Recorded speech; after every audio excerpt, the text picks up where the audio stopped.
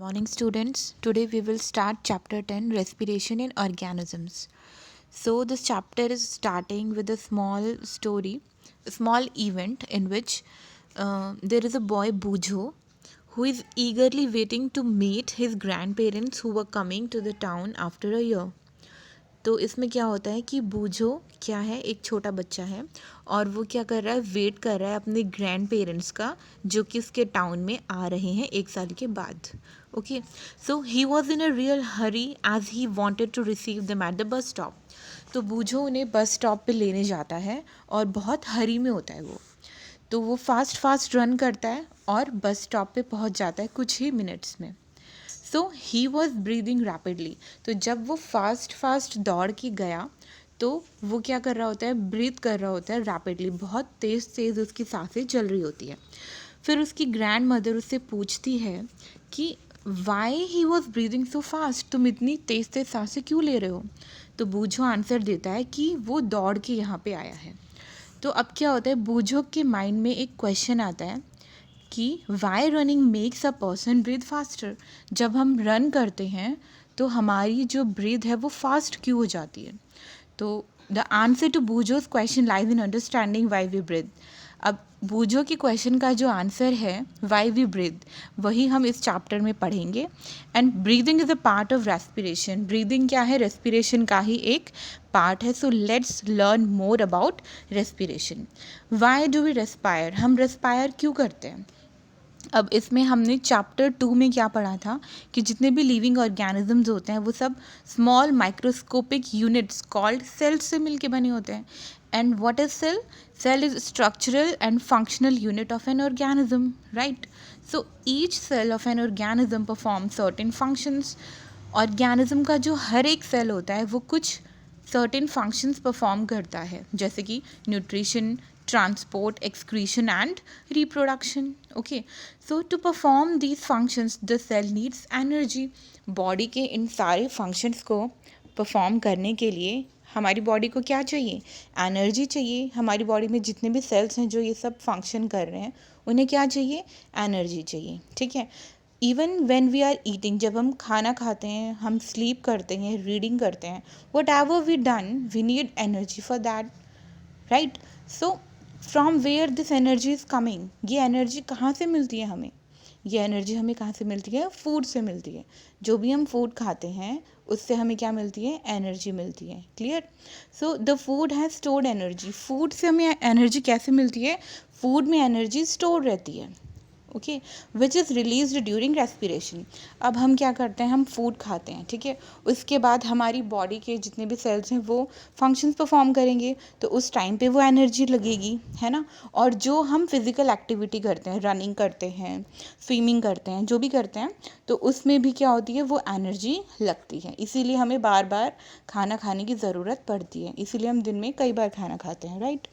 So this energy is coming from food and which is release during respiration. यही energy respiration में release होती है. Okay, therefore all living organisms respire to get energy from food. इसलिए सारे living organisms respire करते हैं to get energy from food. अब during breathing, breathing में क्या होता है, वी ब्रीद इन एयर. हम क्या करते हैं, हवा में सांस लेते हैं, ठीक है. तो जो हम एयर इनहेल कर रहे हैं उसमें क्या होती है, ऑक्सीजन होती है. हम ऑक्सीजन को इनहेल करते हैं और हम कौन सी गैस ब्रेथ आउट करते हैं, carbon dioxide, right. So the air we breathe is in transported to all parts of the body and ultimately to each cell. अब हमने जो एयर ब्रीथ की है उसमें ऑक्सीजन प्रेजेंट है. वो जो ऑक्सीजन है वो हमारी बॉडी में जा रही है और वो हमारी बॉडी की हर एक सेल तक पहुंचती है, ठीक है. हर एक सेल तक पहुंचेगी तो तब वो जो सेल है वो क्या करेंगे, अपने फंक्शंस परफॉर्म करेंगे in the presence of that oxygen. Clear. So in the cells oxygen in the air helps in the breakdown of food. अब वो जो ऑक्सीजन हमारी बॉडी में गई है वो क्या करती है, हेल्प करती है इन the breakdown of food, food के ब्रेकडाउन में, right. The process of breakdown of food in the cell with the release of energy is called the cellular respiration. देखो cellular respiration क्या होता है, ये वो प्रोसेस होता है जिसमें फूड ब्रेक डाउन होता है सेल्स में, हमारी बॉडी के सेल्स में, okay, with the release of energy, यानी कि फूड ब्रेक डाउन होगा with the release of energy in the presence of oxygen, okay. So that is called cellular respiration. Cellular respiration जो होता है वो हमारी बॉडी के सारे सेल्स में होता है, okay. So in the cell the food glucose is broken down into carbon dioxide and water using oxygen. Cell में क्या होता है, जो फूड है, फूड क्या होगा, बाद में ब्रेक डाउन होकर ग्लूकोज बन जाएगा. फ्रूट ग्लूकोज ही तो होता है food, okay. So the food is broken down, food किस में ब्रेक डाउन होगा, कार्बन डाइऑक्साइड में और वाटर में, क्लियर, ऑक्सीजन को यूज करके. When breakdown of glucose occurs with the use of oxygen, it is called the aerobic respiration. देखो, जो respiration होता है वो दो टाइप का होता है, aerobic respiration and anaerobic respiration. Aerobic respiration क्या होता है, जब ग्लूकोज ब्रेक डाउन होगा with the use of oxygen, oxygen के प्रेजेंस में या ऑक्सीजन को यूज करके, तो उसे हम क्या कहेंगे, एरोबिक रेस्पिरेशन कहेंगे, क्लियर. और on the other hand, food can also be broken down without using oxygen.